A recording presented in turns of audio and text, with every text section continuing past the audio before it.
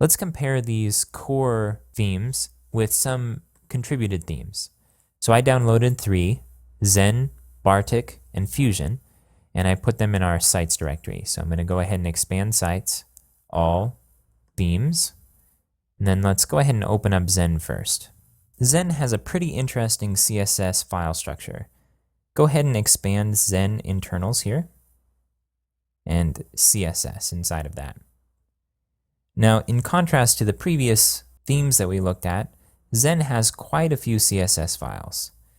Now, these are separated out granularly into particular tasks. So you see there's blocks, comments, fields, forms, HTML reset, Internet Explorer, layout fixed and layout liquid.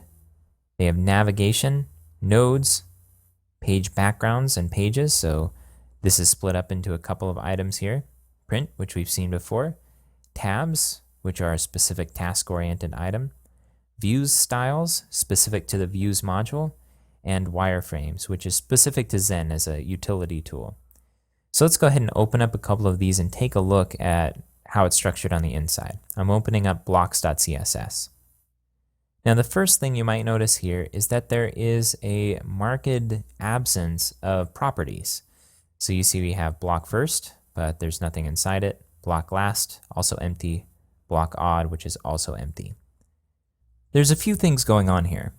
First of all, each style has a comment. So you see that this block item here has a comment of block wrapper. Block first says the first block in the region.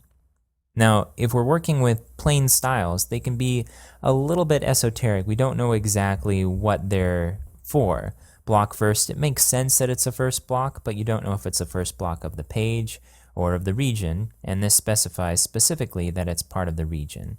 And as you work down here, you get a description of each class that's available to you to use. It even goes so far as to put in pseudo classes that aren't actually, or pseudo IDs in this case, since it begins with a hashtag, that aren't actually classes, but are example of class names that you'll see used inside of the theme. So this is a custom menu block.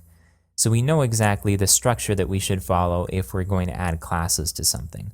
So this is a great learning tool. You get a sense of what classes are available, and this also has the added benefit of when you use Firebug inside of Firefox to troubleshoot your theme, you can see these styles and work with them in the Firebug dialog that allows you to modify styles. So you can actively change the theming or the CSS theming of your page right in line without having to define a style separately in your style sheet. Now, if you don't know quite what that means, that's okay. As you begin to work with themes, that will come into play. But if you do know what that means, then you know that this is a pretty useful tool. It means, however, that we have a lot of styles that are defined, and that can be a little bit dirty, a little bit too much if you're not in that learning process. And so that's why there are other themes that are available, specifically Basic, which is an offshoot of Zen, that strips these down so that you don't necessarily have all this helper text if you're already used to it and you already know what you're looking for. Let's go ahead and take a look at a couple other CSS files in the Zen theme. I'm going to jump back to the folder. Let's go ahead and open up comments. You see here we have a similar structure.